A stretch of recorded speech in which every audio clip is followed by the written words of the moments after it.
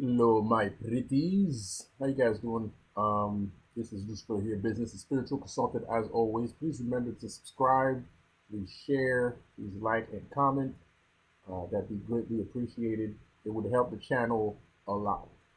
Um, so, spiritual jobs. Spiritual jobs. What is a spiritual job? A spiritual job is like a spiritual job, like the water bearer, because I don't like to use the other one that I was going to use, but because people don't like it. I was listening to something, and the person was saying, I don't like when people tell me what to do. Well, unfortunately, magic, you're going to have to, if you're learning how to do magic, you're going to have to listen to what the person is telling you, right? So, one of the most important jobs in uh, the magic sector is being a water bearer, right? When you're a water bearer, your job is to bring clean water and to make sure the space where the water is clean also. You got to take care of the chalice when you bring the water and stuff like that. It's a spiritual practice. It makes you part of the ritual. You're putting your energy. It's important because you're putting your energy into the ritual. So a part of you is inside of it. Of course, you got to have the consent of the person before doing anything. Period. And then you can make that person your personal water bearer. You know what I mean? So, am I looking for a water bearer? No. Not at this moment, for obvious reasons. Not at this moment. No, I'm just making this video because there's a lot of people that they want to practice magic, but they end up in spaces where the master of the ceremony, the MC, is telling them what to do, and they don't like it, and they think it's useless and pointless. But it's not useless and it's not pointless. There's a goal. There's a reason for everything. Uh, this is called sacred geometry. You know,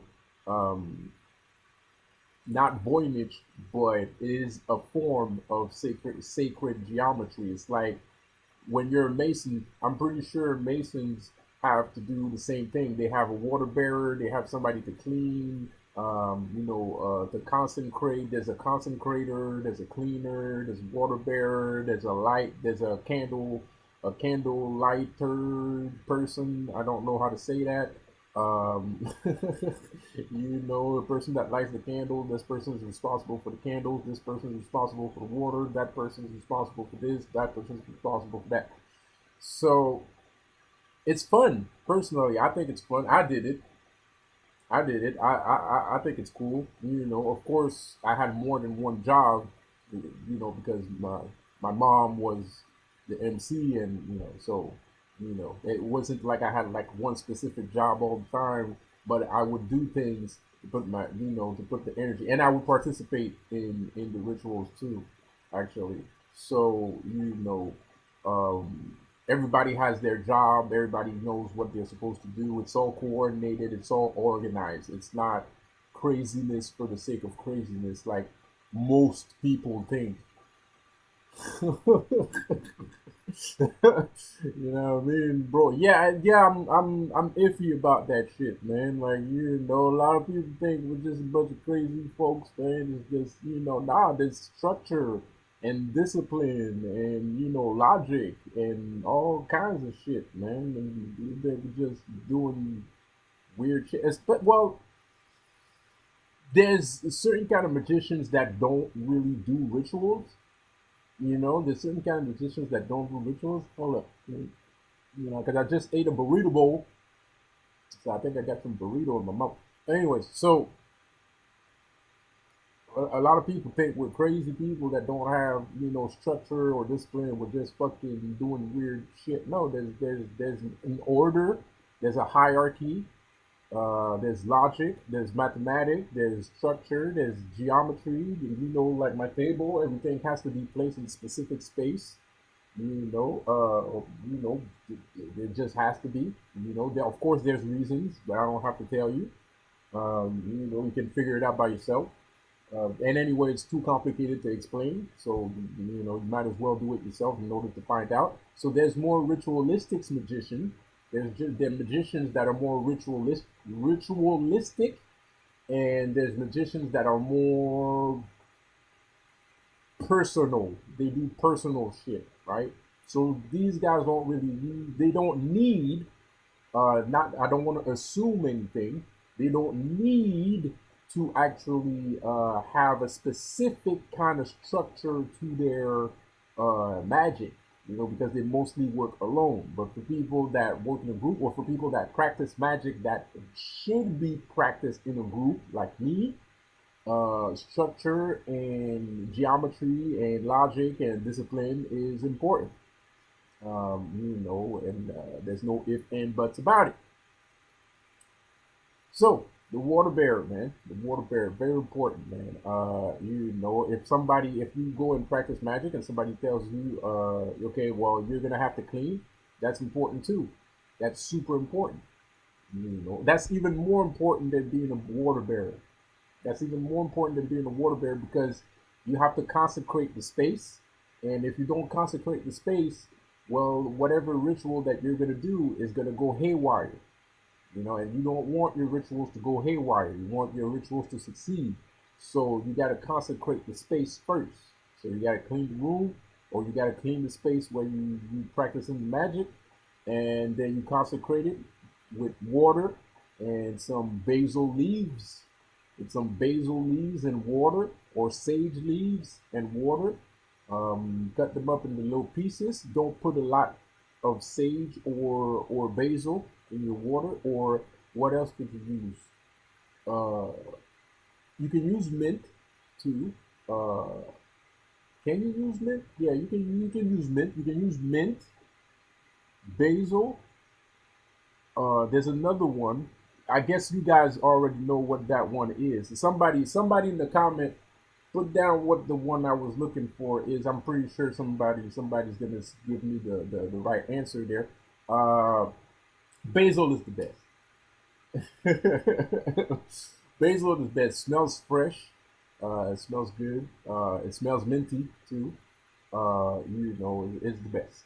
I would use basil more than sage. Even though sage is more spiritual, has a bigger spiritual impact on the regular masses, on pop culture. Uh, Basil is more fresh. It's I think it's more powerful than sage for consecration. Maybe not as incense or or incense, or well, maybe not as incense. Yeah, basically, or potion making too.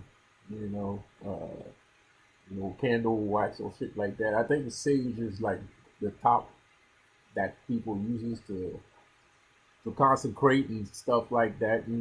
But basil is actually more peppy. It puts more pep actually because it's so fresh. It smells clean. Like everything smells clean.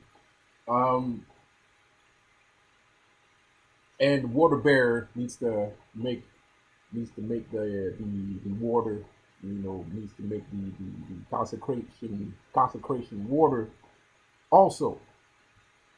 So you have to go tell your apprentice or whoever whoever's with you to go get some water while you prepare the table and prepare the ritual. He goes get the water. He does not he does not consecrate. You consecrate because you're the master of ceremony. He does not consecrate. You consecrate. He just gets the water, right?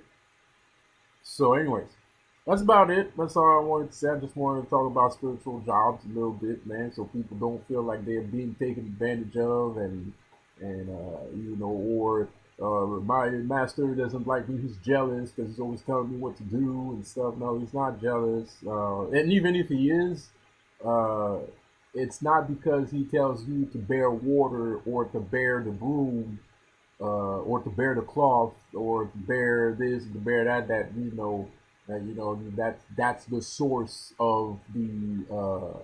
uh, the source of the misunderstanding.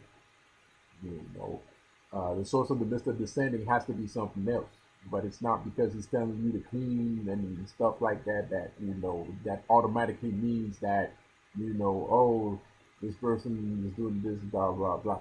And personally, I would only make somebody do one thing. So one person for one thing. I would not use my water bearer as my cleaner, and I would not use my cleaner as my water bearer. Of course, I don't know if we're in a hurry or something happens or I'm tired or some shit like that, and the person offers me to go get the water, I might say, sure, why not? I'm kind of dead tired anyway, but that's pretty much it. That's as far as it goes. That's like, if it's service rendered or some shit. Yeah, man. So that's pretty much it. I'll see you guys there. Have a good one. Peace out.